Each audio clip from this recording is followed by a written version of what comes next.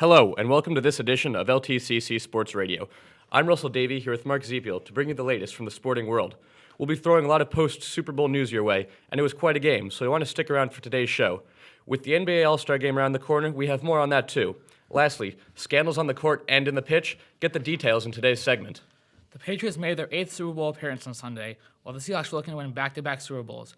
The pace picked up at the end of the second quarter, with both teams picking up a pair of touchdowns by halftime.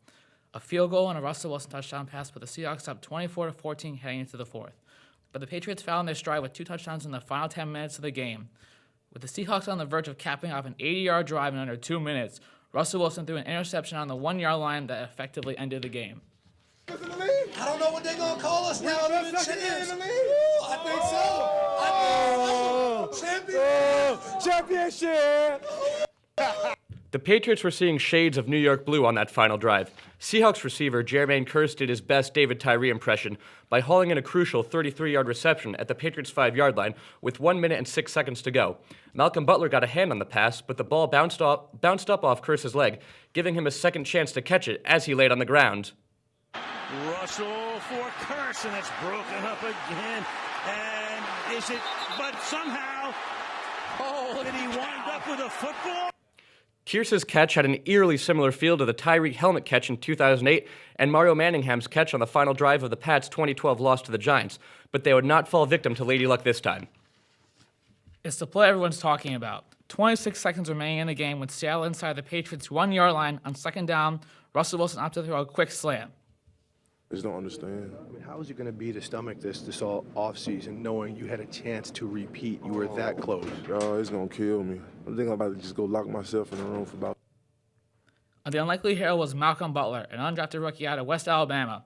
Butler intercepted the pass intended for Ricardo Lockett, but the question everyone is asking is why from the 1-yard line with star back Marshawn Lynch on the field? Here's the deal. We got one timeout. Somewhere in here, because we only have one timeout, because we were waiting for the replay on the Kearse catch. We thought maybe they would, then we lost our time, so we had to use it. Speaking of stars, by winning his 4th Super Bowl in 6 tries, Tom Brady walked off the field Sunday night in elite company. The Patriots quarterback joined Joe Montana and Terry Bradshaw, both Hall of Famers, as just the 3rd quarterback in history to win 4 Super Bowls. Brady also took home his 3rd Super Bowl MVP award, tying a record set by Montana. As if that wasn't enough, he also completed a Super Bowl record 37 passes, and now has the most Super Bowl touchdown passes, 13, surpassing Montana.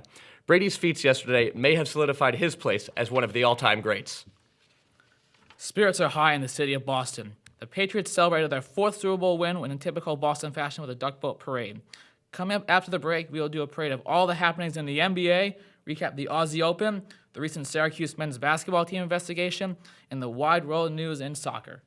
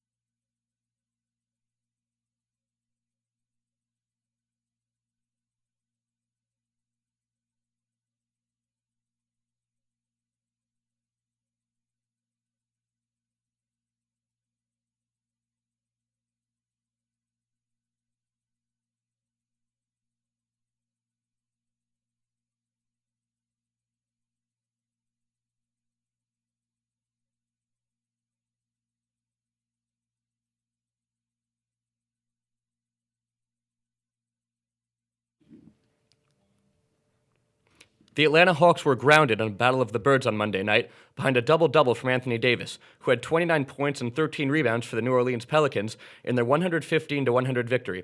The visiting Hawks came into the Pelicans' nest expecting to leave with a 20-game win streak, but their wings were clipped and their streak was snapped at 19.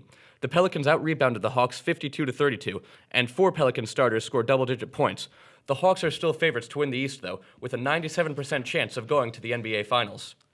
In the wake of last week's announcements of the fan-voted NBA All-Star starters, the reserves have now been announced.